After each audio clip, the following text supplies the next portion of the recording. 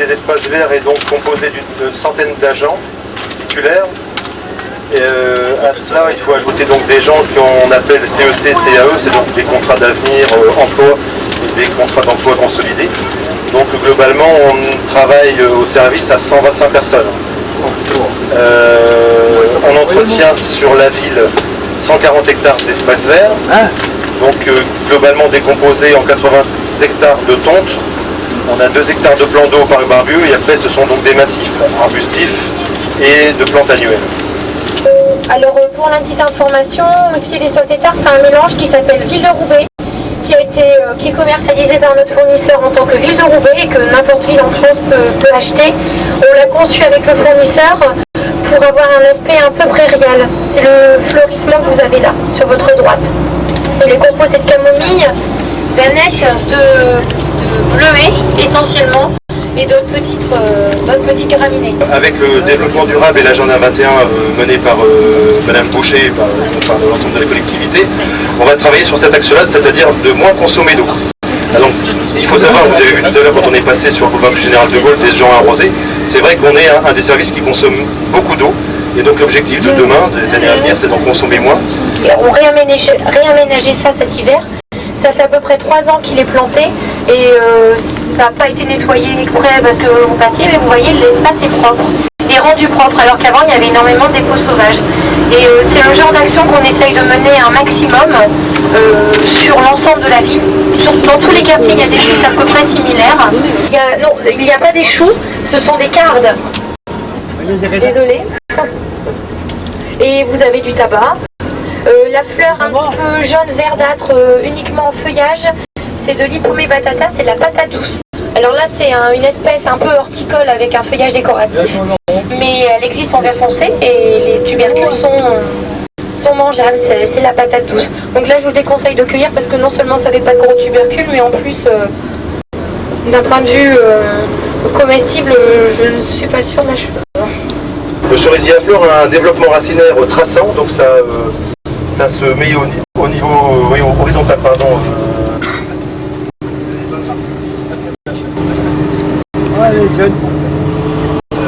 Bonjour messieurs, dames, je me présente André Delbecq, donc j'ai travaillé plus de 20 ans au parc Barbieux, donc je le connais pas mal. Le parc Barbieux c'est 35 hectares d'espace vert, 24 hectares de pelouse, tondue toutes les semaines. C'est 2 hectares de plans d'eau et c'est 1000 arbres à peu près. 1000 arbres en comptant les 2 avenues, avenue Le Nôtre, avenue Jean Jaurès.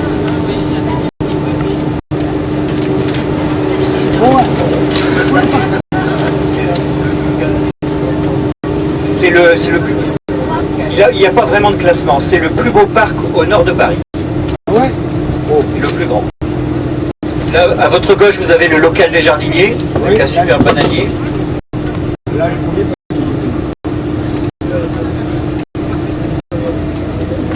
À droite, à votre droite, on a fait un gazon fleuri. On a semé un gazon fleuri. C'est du coquelicot qui n'est pas encore en fleurs, malheureusement. Donc on verra d'ici peut-être un mois si le soleil fait son apparition. Alors dans le parc Barbieux, on a des arbres magnifiques, mais des arbres de la région, comme ici le hêtre pourpre, hein, qui est plus que centenaire. Vous voyez. Sur les 1000 arbres que compte le parc, on a des arbres venant du monde entier qui ont été importés à la création. Donc le parc Barbieux a été conçu, on a eu l'idée du parc Barbieux, c'était en 1870, et puis la création a duré 50 ans à peu près, pour finir donc vers 1920. Donc il a fallu 50 ans pour que le parc soit comme vous le voyez ici. Ah oui, il y a un mariage. Ah, il y a un mariage. Oh, elle est belle. Belle Porsche.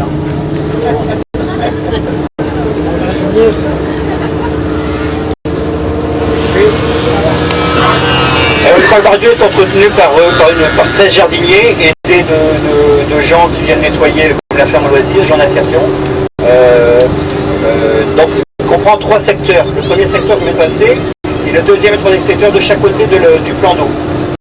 Donc on a 3 équipes qui entretiennent ce parc longueur d'année.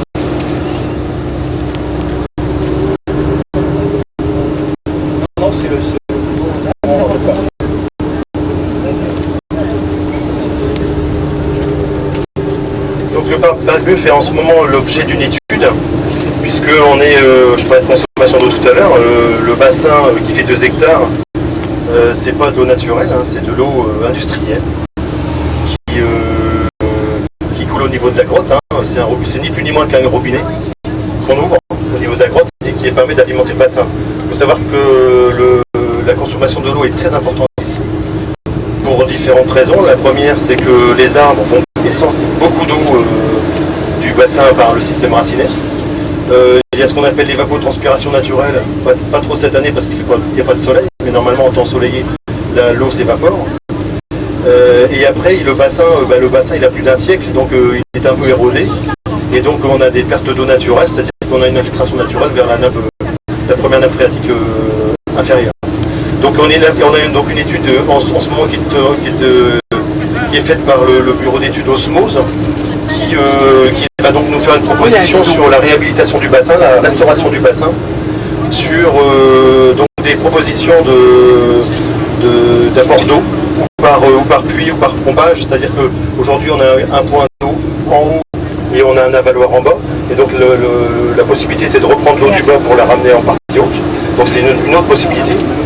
Le forage donc pour récupérer l'eau au niveau non pas de la première nappe, la deuxième nappe. Et après donc une étude qui portait aussi sur les pales planches, puisqu'en fait la ceinture que constitue aujourd'hui les pales planches du bassin sont altérées, et donc il va falloir les renouveler. Et c'est aussi pour ça que l'eau donc les pales planches, c'est des choses en béton qu'on voit le long du gazon ou la limite de l'eau. Donc toute cette étude est menée de façon à pouvoir aussi la chiffrer, et donc après faire la proposition à monsieur le maire pour trouver le financement. Alors bon, ça c'est une chose. Alors après l'étude qui doit être menée, c'est global, et de présenter donc à l'architecte des bâtiments de France, c'est le renouvellement du mobilier. On vient de passer à côté de 2 oiseaux en mosaïculture. Alors une petite explication, on essaye de conserver le savoir-faire des jardiniers et de diversifier un maximum le fleurissement, d'en faire un peu pour le goût de tout le monde. Alors dans les squares, il y a des massifs fleuris un peu plus traditionnels, parce qu'on s'est rendu compte que les squares étaient surtout fréquentés par une population retraitée. En centre-ville, on essaye de faire un fleurissement un peu plus moderne, un peu plus dans le temps, quoi. On fait en parallèle de ça de la mosaïculture au pied de certains monuments, avec donc de la plante très taillée suivant certains motifs géométriques, pour garder un savoir-faire, parce qu'il faut savoir que c'est assez compliqué à construire ce genre de mosaïculture. Et on fait aussi de la mosaïculture 3D, une pelote de laine, le vélo et les oiseaux dans le cadre de cette diversification. Alors donc là vous avez vu les oiseaux, le vélo est en centre-ville et la pelote de laine est à la limite de Roubaix et de Tourcoing, avec un calicot autour de la pelote, ville de Roubaix puis de Tourcoing pour l'histoire de la laine. Sachant que vous verrez la pelote et le vélo au cerf parce qu'ils ne sont pas encore sortis. Je voulais aussi rappeler une petite chose par rapport à la 4e fleur. Faut savoir que la politique de la ville d'avoir mené ce combat pour obtenir cette 4e fleur n'était pas du tout une course au panneau d'entrée de ville. Le but était uniquement la valorisation de l'image de la ville, pour parler d'une manière positive à l'extérieur de Roubaix de ce qu'on avait chez nous, et qu'on avait une ville verte et pas non plus une ville triste. Faut savoir que depuis, ça nous a permis d'être dans certains catalogues et d'avoir bénéficié d'une petite renommée pour faire partie de certaines émissions. On est déjà passé au journal de TF1, on a déjà fait des Racines et des ailes, on a fait Sinon ça pousse, et c'est malheureux à dire, mais malheureusement, si on n'avait pas eu la 4e fleur, on n'aurait pas été catalogué, il ne serait pas venu chez nous faire un petit reportage. Ça a vraiment le but de parler de la ville autrement. Alors la pelote de laine, elle a été délogée, elle se trouve au bout du boulevard de la République, à la limite de la ville de Tourcoing. Et comme je vous ai expliqué tout à l'heure, elle sortira que dans quelques semaines parce qu'elle n'est pas encore prête. Et donc on a apporté des modifications, donc plantes vivaces, arbustes et des tilleuls plateaux. Ah ouais. Des tilleuls plateaux. On fait un tour.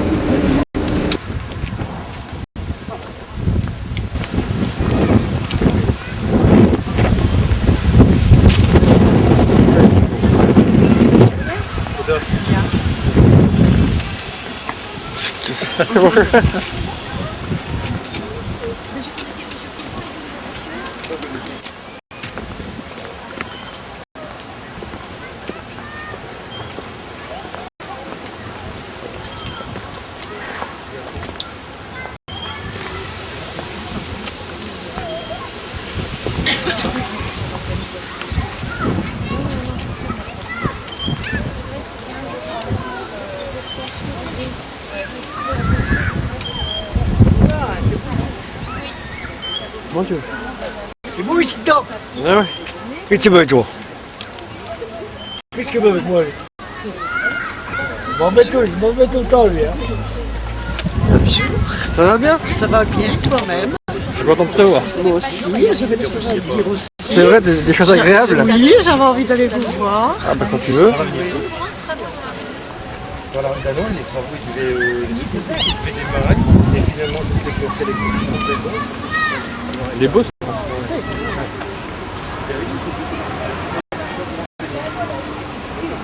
J'ai passé les jours.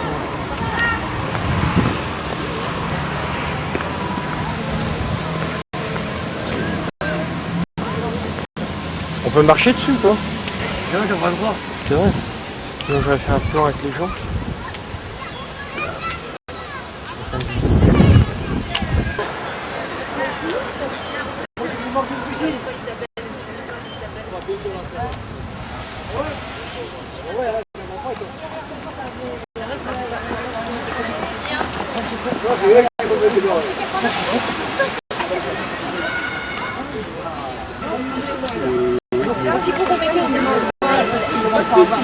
Non, parce que aujourd'hui, ils sont comme facilité.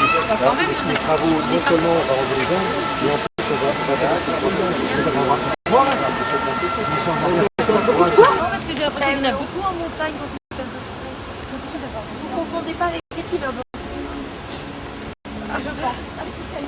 Ça c'est bien. Moi j'aime bien les fleurs, mais je ne connais pas tout. Là, ça vit les pieds dans l'eau.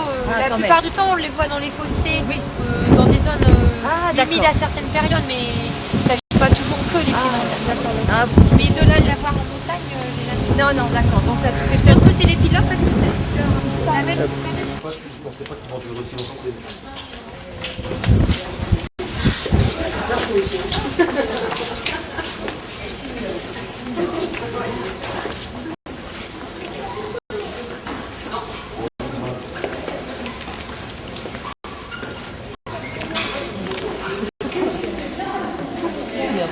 Ah, il y a à bouffer. On était attendus en fait. Bonjour. Bonjour. Ça va? Ouais. Moi Bon, il on fait chaud. était quand il faut Je les... vais en t-shirt tranquille.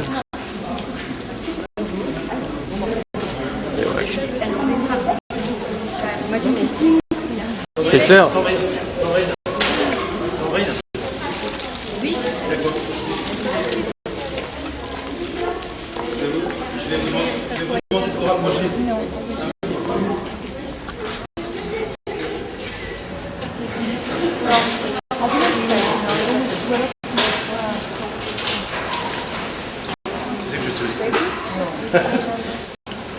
Donc, vous êtes au service municipal. Donc, je disais tout à l'heure, Isabelle conçoit et qui fait ses petits calculs de quantité de plantes nécessaires au fleurissement.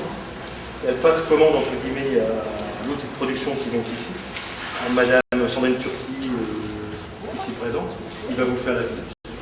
Et donc, c'est donc elle qui a à charge de produire le quantitatif et le qualitatif des plantes de Isabelle. C'est comme une entreprise. On travaille un peu comme une entreprise. C'est-à-dire qu'on considère le centre de production comme n'importe quel pépiniériste horticulteur. Et donc après, les agents du service de l'URL, donc ceux qui sont basés chez nous, Boulevard de Mulhouse, viennent ici avec des bons de retrait, récupérer les plantes, qui sont donc tous positionnés par massif dans des chariots. Et donc chacun a son bon et retire son chariot pour faire son massif, avec le plan qu'Isabelle a conçu. Sur le plan, on a les distances de plantation et on a l'ensemble des variétés de plantes arrêtées. Il y en a plus ou moins. À l'été, on en a 250. 250. L'hiver, on en a 10. Plus de 250 plantes différentes dans les massifs. Donc ce qui nécessite beaucoup d'organisation et c'est en fait un peu la clé du centre.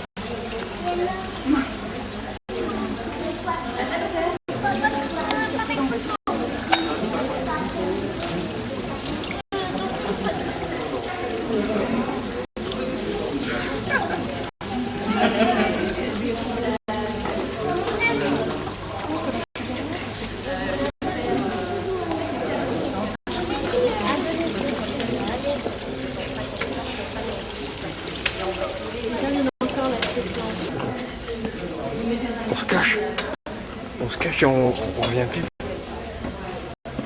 Regarde les bœufs qui partent. Ça te plaît?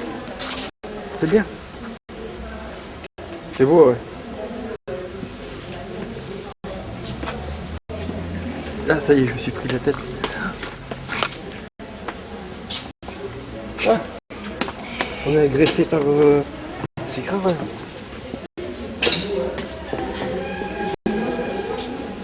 Ça touche. T'aimes pas les cactus? C'est beau comment ils ont fait. Pique, ouais. On va voir.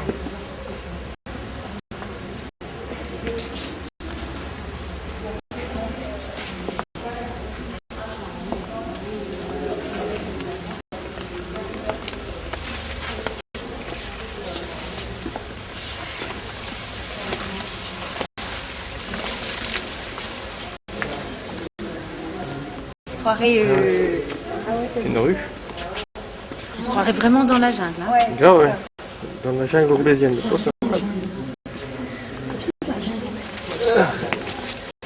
C'est vraiment tout ça.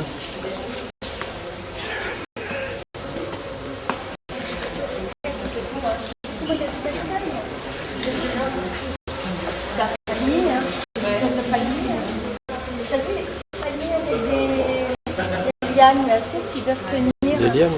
Là, c'est Ah quoi ouais, de là? bah, fais Tarzan, tiens, vas-y. C'est grave, ouais. Ouais.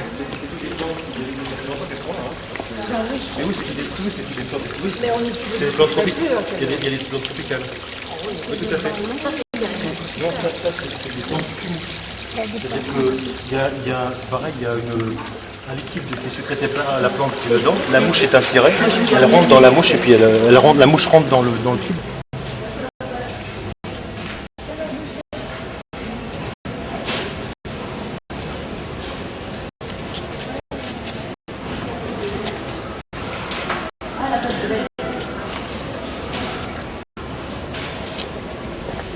Ça va, monsieur? Ouais.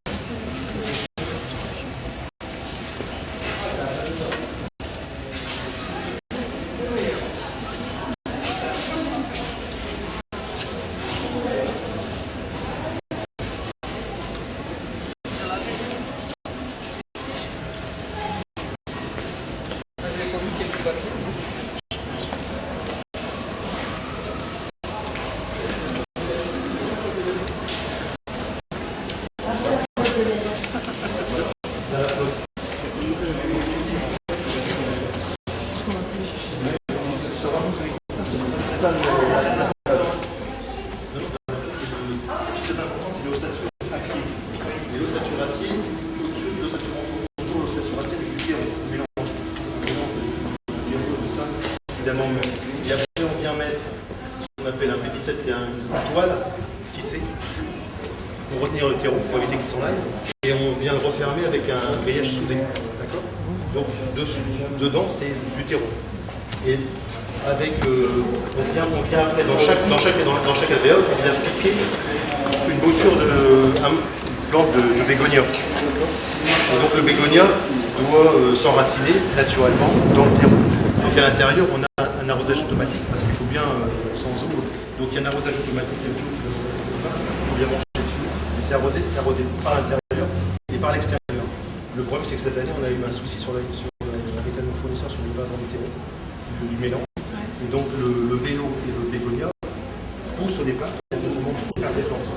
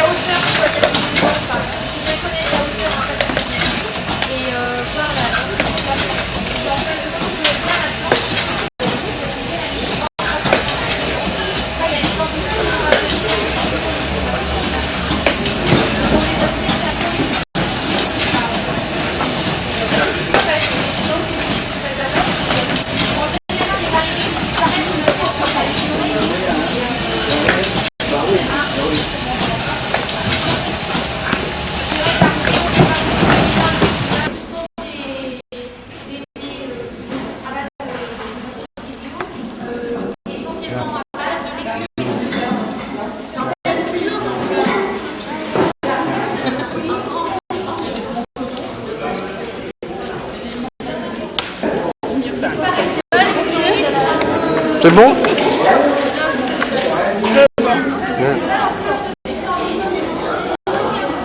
Bruno, il n'y a pas que moi, hein. Filme les autres. Ouais, je sais. De manger, parce que c'est pas le meilleur moment.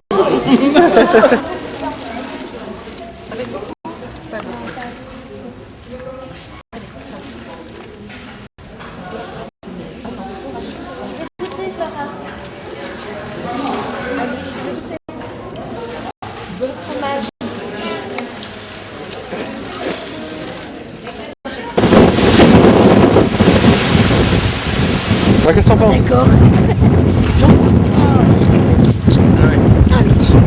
Si c'est à recommencer, c'est le refait. Ah, je le refais, mais sur d'autres étendues. Que sur l'Apple.